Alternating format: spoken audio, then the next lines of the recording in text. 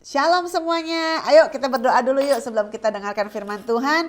Terima kasih Tuhan buat hari ini, biarkan hati kami semuanya bisa terbukakan, bisa mendengarkan firman-Mu dan kami bisa menerapkan firman-Mu dan kami bisa diberkati dan bisa hidup di dalam yang berkemenangan. Terima kasih Bapak, kami serahkan semuanya ke dalam tangan-Mu, hanya di dalam nama Tuhan Yesus kami berdoa dan bersyukur, haleluya, amin. Hari ini kita mau sama-sama belajar yang namanya hidup berkemenangan dan konsisten di dalam kehidupan karakter rohani kita.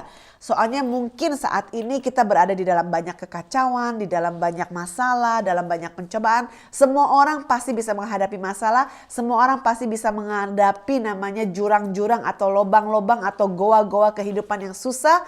Dan hari ini kita mau lihat bagaimana kita bisa berkemenangan kalau kita berada di dalam situasi tersebut. Atau kalau kita tidak berada dalam situasi tersebut, pada saat teman kita atau kita sendiri menghadapinya, kita tahu bagaimana kita bisa hidup berkemenangan. Amin. Jadi coba lihat apakah sebenarnya goa kehidupan atau masa-masa sukar atau masa-masa kita namanya jurang.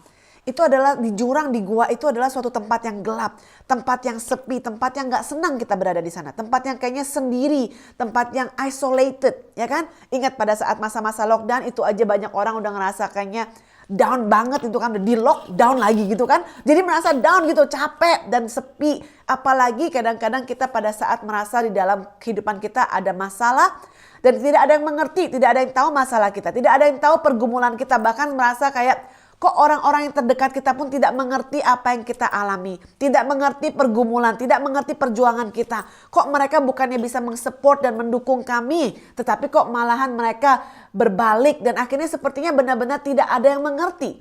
Karena jujur kata, siapa yang benar-benar bisa memberikan pertolongan pada saat kita berada di masa sukar? Kalau kita matanya berharap kepada manusia, manusia bisa mengecewakan. Orang-orang di sekeliling kita pun bisa mengecewakan dan tidak memberikan sesuai dengan apa yang kita harapkan. Oleh sebab itu kalau mata kita tertuju kepada Tuhan, Tuhan mengerti apa yang kita alami. Tuhan mengerti persedihan, pergumulan dan goa kehidupanmu, apapun yang dialami Tuhan mengerti dan Tuhan tahu bagaimana caranya untuk menghibur dan membukakan jalan di dalam kehidupan kita. Tapi kadang-kadang kita memaksakan Tuhan untuk membukakan jalan, untuk melakukan sesuatu yang rasanya buat kita tuh terbaik. Tapi ingat, sebelum kita mulai masuk mempelajari hal tersebut, kita harus tahu kita tidak tahu yang terbaik, tapi Tuhan tahu yang terbaik.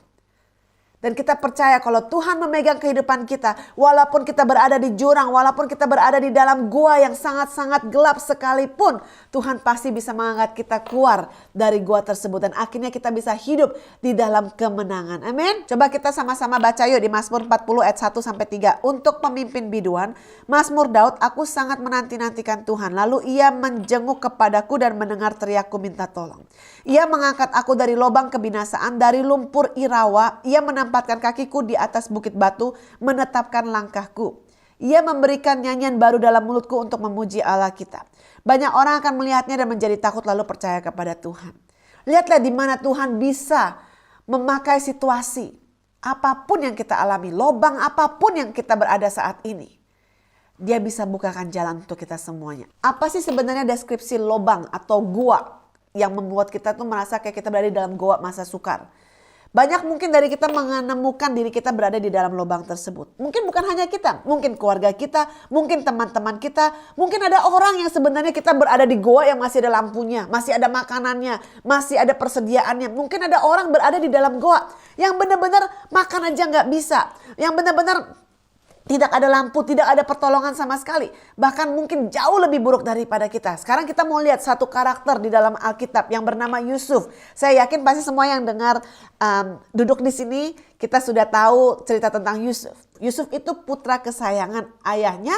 Dan itu dia dimasukkan ke dalam suatu lubang di bahasa Inggris atau Perancisnya namanya pit, gitu kan. Di dalam suatu pit, dalam goa yang sangat bau pasti. Dan ditempatkan di sana bukan oleh musuh, bukan oleh orang lain. Tetapi oleh saudara-saudaranya sendiri menempatkan dia di dalam suatu lubang yang jahat, yang tidak baik, yang bau dan yang lonely gitu loh. Saudara-saudaranya tidak peduli dengan kehidupan dia.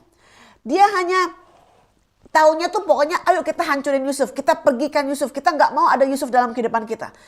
Dan akhirnya coba kita lihat di dalam Kejadian 37 ayat 20. Di situ dikatakan, sekarang marilah kita bunuh dia dan kita lemparkan ke dalam salah satu sur ini. Lalu kita katakan seekor binatang buas telah menerkamnya. Dan kita akan lihat nanti bagaimana jadinya mimpi itu. Karena Yusuf ada mimpi. Remaja ini bermimpi. Di masa depan dia bisa jadi sukses. Dia menjadi seseorang yang punya posisi, punya status. Tetapi mimpinya itu kok sekarang bukannya jadi kenyataan. Tetapi malah jadi kebalikannya. Kenapa bukannya dia menjadi orang yang sukses, orang yang dihargai, tetapi kok malahan dia menjadi orang yang berada di dalam lubang ini. Yang dibiarkan bisa lapar, haus, sendiri, gelap. Mungkin kita sangat relate dengan hal tersebut. Mungkin kita punya cita-cita, mungkin kita punya panggilan, mungkin kita punya janji-janji Tuhan di dalam kehidupan kita. Dan kita merasa bahwa kita bisa menjadi orang yang sukses, kita bisa menjadi orang yang dahsyat, kita bisa ini, kita bisa itu. Mungkin ada suatu inner child. Keinginan dari kecil, masa kecil kita, bahwa kita bakal suatu hari menjadi orang yang dipakai Tuhan dan dahsyat. Ya mungkin kita punya cita-cita, wah mau jadi pendeta yang dahsyat, wah mau jadi pengusaha yang dahsyat, punya mimpi, punya perusahaan yang banyak, punya mimpi, punya dampak yang besar. Tetapi saat ini sepertinya mimpinya jauh sekali ya, kayak jauh di ujung kulon orang bilang gitu ya. Sekarang kita berada di situasi yang kok aku malah ada di goa. Itulah Yusuf.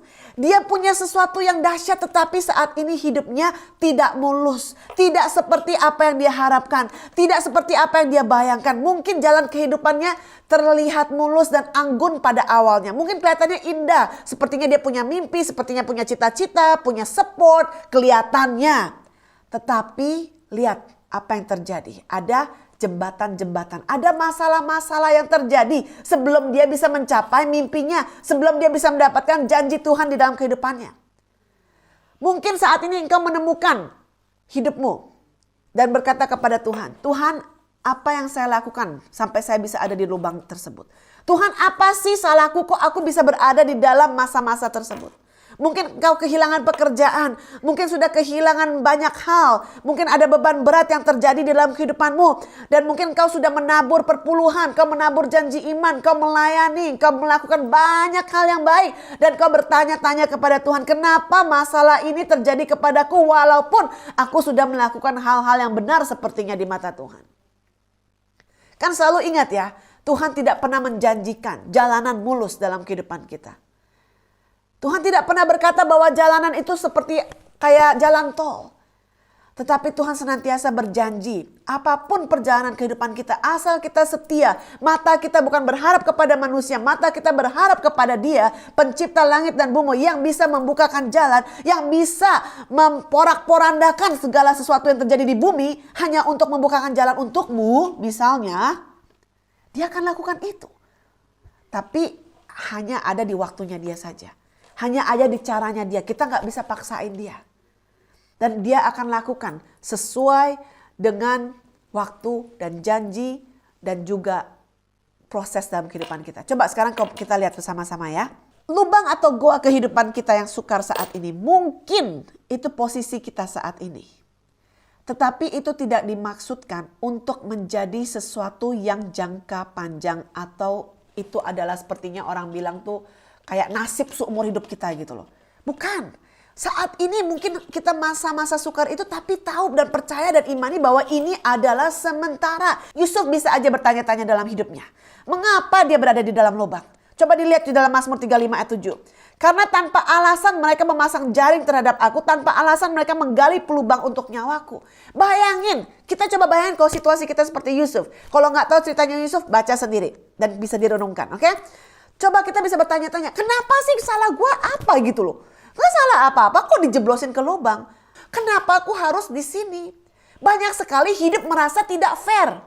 Kenapa kita sudah melakukan yang benar, kita tidak nyontek pada ulangan, kita lakukan yang sesuai dengan apa yang guru katakan, sesuai dengan apa yang bos kita katakan, kok orang lain yang dapat promosi, kok orang lain yang dapat berkat, kok orang lain yang dapat angka grade A, high distinction, kok kita malah jeblos. Tinggal tunggu waktumu.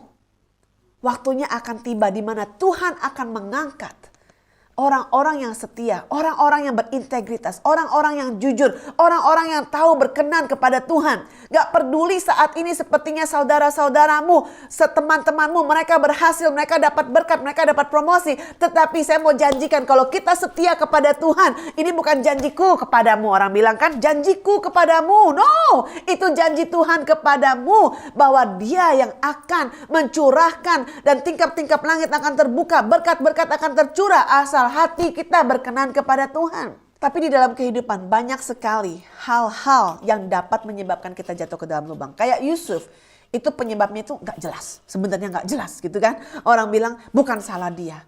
Tetapi karena situasi dan kondisi dan karena proses yang terjadi yang harus dia lalui dalam kehidupan dia supaya dia bisa menjadi seseorang yang dipercaya nantinya, supaya hatinya bisa diuji. Tapi kadang-kadang kita bisa jatuh ke dalam lubang karena memang kita pantas mendapatkannya. Kita nyontek misalnya ya. Ya pantas lah kalau disuruh disetrap sama guru, suruh tak jongkok gitu kan, suruh push up 100 kali misalnya. Itu pantas, itu kesalahan kita. Kita yang membuat lubang itu terjadi. Tetapi kadang-kadang seperti Yusuf bukan karena salah kita. Tetapi karena adalah masa-masa batu-batu yang terjadi di dalam perjalanan hidup kita memang terjadi. Dan memang seharusnya terjadi untuk, kalau kita lihat baiknya, bukan lihat negatifnya, untuk memproses, menguatkan iman kita, menguji iman kita, menguji ketahanan kita, menguji konsistensi kita kepada Tuhan. Itulah kenapa kadang-kadang kita berada di dalam lubang itu. Karena orang-orang tidak bisa dipercaya kalau tidak lewat ujian-ujian tertentu. Kadang-kadang kita tidak bisa melihat kapasitas hati, kapasitas kehidupan kita tanpa melewati masa-masa susah itu. Gampang untuk kita respect, menghargai orang pada saat mereka berada di atas. Pada saat tidak ada masalah. Pada saat hidup berjalan dengan mulus. Sepertinya mereka hidupnya baik-baik dan oke-oke saja. Tetapi coba lihat bagaimana respon mereka pada saat mereka mengalami hidup yang susah. Pada saat mereka tidak ada uang. Pada saat mereka tidak memiliki apa-apa. Pada saat hidup mereka hancur. Bagaimana respon kehidupan mereka terhadap Tuhan, terhadap manusia sesama. Itulah yang diuji sama Tuhan.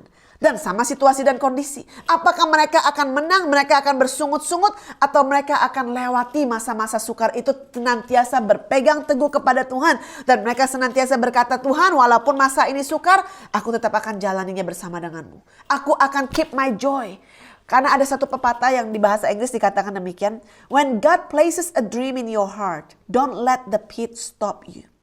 Kalau bahasa Jawanya, oke? Coba kita lihat. Ketika Tuhan menempatkan mimpi di dalam hati kita, jangan biarkan lobang atau masalah atau goa kehidupan yang susah untuk menghentikan kita. Sudah kita bilang tadi, dia nggak sadar, dia nggak tahu, dia nggak ngerti kenapa aku berada dalam masalah ini. Aku nggak salah, aku nggak nyontek, aku nggak curang, aku nggak kesel, aku nggak gini-gini.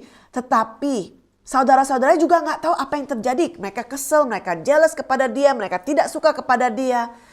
Saudara-saudaranya cuma punya rasa kesal, rasa jealous, rasa cemburu. Yusuf tidak tahu apapun yang dia alami saat ini kenapa terjadi begini. Tetapi Allah tahu. Tuhan tahu kenapa ini semua terjadi.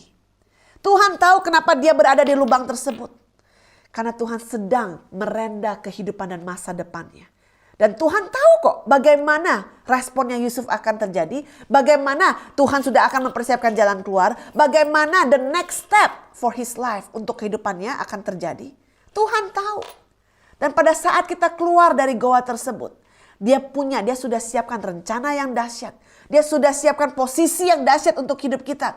Dia sudah memiliki tujuan, purpose yang dahsyat buat hidup kita. Dia memiliki suatu rencana yang tidak bisa kita bayangkan. Asalkan kita yakin bahwa pada saat kita berada di masa-masa sukar, di dalam proses goa kehidupan kita yakin bahwa Allah bekerja di dalam segala sesuatu dan Allah turut bekerja pada saat kita masa-masa apapun untuk mendatangkan kebaikan bagi kita yang mengasihi Dia. Tapi kuncinya apa? Berpegang teguh, mengasihi Tuhan. Dan kita bisa lihat hidup kita tidak akan sama lagi. Hidup kita yang saat ini cuma sementara. Kita tidak tahu 5 tahun ke depan, 10 tahun ke depan. Mungkin Tuhan sudah datang, kita juga tidak tahu. Oleh sebab itu jangan fokus dengan apa yang di depan kita saja. Tapi lihat apa yang sudah Tuhan janjikan di masa depan kita. Di waktu-waktu seperti ini sering sekali kita memiliki suatu kecenderungan. Yaitu kita suka mengutuki situasi kita. Kita suka ketemu teman, kita suka ngobrolin sama teman, cuman ngegomel, ngedumel terus, bersungut-sungut terus dengan situasi kita. Dan kita akhirnya mengimani bahwa situasi ini akan terjadi besok, mengimani situasi ini akan terjadi dalam bulan depan lagi. Dan kata-kata kita memiliki suatu power, suatu kuasa yang dahsyat. Kita memiliki suatu kuasa untuk membangun atau untuk menghancurkan hidup dan masa depan kita. Oleh sebab itu jangan mengutuki situasi yang kita berada saat ini. Nyatakan dan berharaplah, katakan yang baik untuk masa depan kita. Ucapkan kata-kata pengharapan di dalam kehidupan kita. The words of hope, the words of faith into our situation. Oke? Saya recap kembali lagi. Bahwa saat ini situasi, kondisi, lubang, goa, apapun yang kita alami, itu hanya tempat sementara. Kalau hidup kita saat ini baik-baik, puji Tuhan. Tapi ingat, jangan puas juga. Kalau kita merasa, wah hidupku udah penuh dengan berkat, hidupku udah di dalam zona nyaman, sekarang everything is good. Bisnisnya oke, pelajaranku oke, keluarga oke, semuanya oke. Dan kita merasa kita nyaman, damai, tentram, dan senang saja. Jangan kita berhenti di sana karena ada yang lebih baik. Ada peningkatan hidup yang lebih baik yang Tuhan sudah siapkan. Tapi kalau kita juga tidak mau berjuang untuk masuk ke dalam level yang lebih tinggi, ya kita akan cuma senang-senang di sana saja. Padahal Tuhan sudah mempersiapkan yang lebih tinggi. Mungkin kita cuma bisa melihat, oh kita bermain di kolam renang ini aja ya, kolam ikan ya sekarang ya. Padahal Tuhan sudah mempersiapkan kolam renang yang lebih besar. Padahal Tuhan sudah mempersiapkan berkat yang seperti lautan. Tetapi kita cuma hanya senang karena kita sudah bisa melihat air. Kita sudah senang main di sini saja. Kadang-kadang anak kecil bisa begitu kan. Kita bisa bilang, saya habis dari Indonesia, kita bawa anak-anak main ke Bali, itu semuanya di mana-mana itu tuh swimming pool. Makanya mereka sampai gosong, sampai panas, sampai hitam-hitam semuanya karena mereka main air terus di sana gitu kan. Mereka bisa lihat, saya sudah tahu gitu loh. Oh, tujuan yang selanjutnya atau perpindahan kita bakal pindah ke hotel yang lain, itu swimming poolnya lebih baik. Dan kadang-kadang mereka tidak ngerti karena mereka mungkin gak pernah melihat. Mereka tidak tahu bahwa swimming pool yang selanjutnya itu lebih baik. Jadi mereka senang. Oh gak apa-apa lah, kita main di sini lamaan aja. Karena ini udah ada air, udah ada kolam renang. Dan saya bilangin, coba mau lihat gak? Saya mau kasih lihat gak? Ini gambar di hotel yang selanjutnya. Kalau kamu mau sekarang pergi ke sana, udahan berenangnya akan lebih baik, akan lebih besar, akan lebih banyak mainan playgroundnya dan lain-lainnya. Kayaknya kamu lebih bisa menikmati di sana. Sedangkan kita sudah di sini udah 2-3 hari main terus di swimming pool yang sama. Oleh sebab itu manusia suka begitu.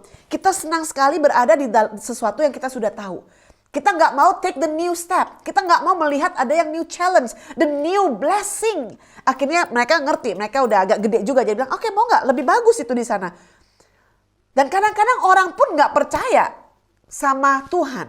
Kalau Tuhan bilang there's something better, something greater, dan kamu merasa enggak, aku mau berada di sini saja. Berarti salah kita stuck di sini kalau kita tidak mendapatkan, menikmati sesuatu yang lebih indah, lebih besar, berkat yang lebih dahsyat. Karena kita berkata, Tuhan aku santai enak di sini.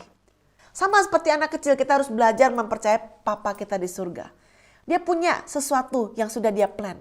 Yang kita kadang-kadang pengen sok tahu. Pengen tahu dulu sebelum kita melangkah. Itu bukan namanya iman. Ya kan? Kalau kita beriman kita harus tahu bahwa Tuhan, aku percaya Tuhan kau tidak pernah merancangkan yang buruk. Engkau tidak memberikan yang less than what we actually supposed to get in your promises. Karena Tuhan merencanakan sesuatu yang lebih indah dibandingkan apa yang kita bisa lihat, kita bayangkan, dan kita tahu. Coba yang poin yang kedua. Meskipun kita berada di dalam lubang, ini poin yang sangat-sangat kita harus penting kita tahu. Kita tidak dilupakan. Tetap setia dan saksikan kesetiaan Tuhan. Mengenal dan mempercayai Tuhan kadang-kadang di masa-masa ini mungkin bisa sulit. Tetapi bisa konsisten, bisa bertekad dan bisa melihat kesetiaan Tuhan. Dan kita bisa sampai menangis dan berkata, Tuhan kau sangat dahsyat. Aku sangat tidak layak untuk mendapatkan apa yang Engkau berikan saat ini. Tetapi Engkau senantiasa setia. Dia tidak pernah melupakan kehidupan kita. Dia tidak pernah melupakan kita sama sekali. Walaupun kita merasa kita jauh daripada dia. Bukannya dia menjauh. Dia tetap ada di sini. Kitanya yang coplok keluar. Tuhan memang di sini, kitanya yang lari keluar. Dari perlindungan dia, dari kesetiaan dia, dari kasihnya dia.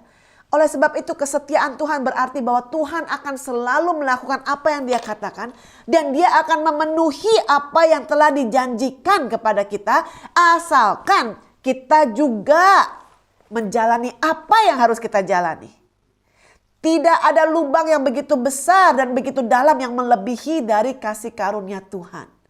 Tuhan tangannya bisa sampai ke dalam lubang yang sangat terdalam pun di dalam kehidupan kita. Walaupun kita merasa sepertinya kita sudah berdosa, kita sudah jauh dari Tuhan, kita sudah berbuat yang tidak baik, kita sudah lari kepada Tuhan. Kalau bahasa Inggrisnya katanya backslidden, kita sudah kayaknya udah gak peduli sama Tuhan. Jangan sampai kita takut untuk kembali kepada jalannya Tuhan. Jangan sampai kita merasa malu untuk kembali kepada jalan yang benar. Karena tidak ada apapun yang bisa memisahkan kasih Tuhan kepada kita bersama-sama.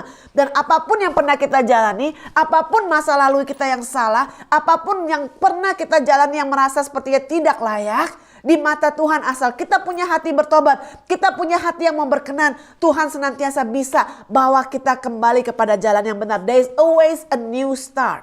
There's always a new beginning. Senantiasa ada permulaan yang baru. Tuhan memberikan kesempatan kedua kali. Gak ada manusia yang sempurna. Manusia bisa bersalah, bisa berkata salah, bisa berbuat salah, bisa berpikir salah. Tetapi di mata Tuhan, jangan sampai kita berpikir bahwa Tuhan itu adalah Tuhan yang sangat-sangat jahat. Dan dia tidak mau mengampuni masa lalu kita. Coba kita lihat juga, kalau mau baca sendiri, baca ya di dalam Genesis Kejadian ya. Pasal 41 ayat 38 sampai 44. Di situ kelihatannya keluarga, ini contoh dari Yusuf, oke, kita ngomongin tentang Yusuf. Mungkin keluarga, teman-teman, dan orang-orang yang Anda sayang pun tampaknya mungkin bisa melupakan kehidupan kita. Mungkin bisa melupakan kita.